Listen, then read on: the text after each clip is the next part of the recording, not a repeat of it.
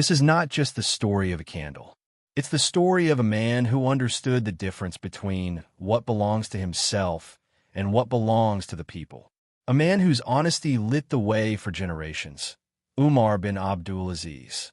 Umar bin Abdul Aziz was not an ordinary ruler. Though he wore the title of Caliph, he lived like a servant of God, humble, fair, and deeply conscious of every action. To him, leadership was a trust, not a privilege. When the world slept, Umar stayed awake, reading complaints from villagers, approving funds for the poor, answering questions from governors. By the light of a candle, not just any candle, but one bought from the people's money. One evening, a trusted advisor came to him. But this time, the matter was personal, a question about his daughter's wedding, not the affairs of the Ummah.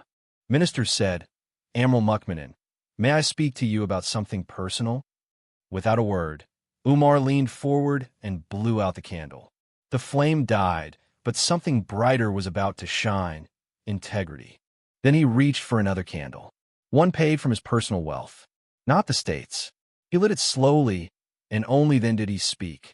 Umar said, "Now we may talk, for this is no longer the people's time, it is mine." The room was quiet. The minister couldn't find words.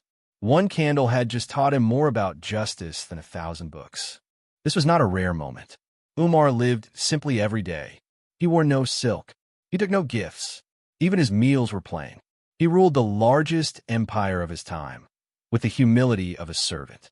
2 candles, one for the people, one for the self. To many, it was just wax and flame. To Umar, it was the difference between justice and betrayal. Those who saw it never forgot it. The lesson wasn't in speeches, but in silence. It wasn't in sermons, but in small, consistent choices. The story of the 2 candles spread like light across the land, told in mosques, whispered in markets, passed down in families. Fathers told their sons, mothers told their daughters, this is what leadership means. This is what trust looks like. In his final days, Umar remained the same. No gold around him, no palace guards, just the remembrance of Allah and his own conscience.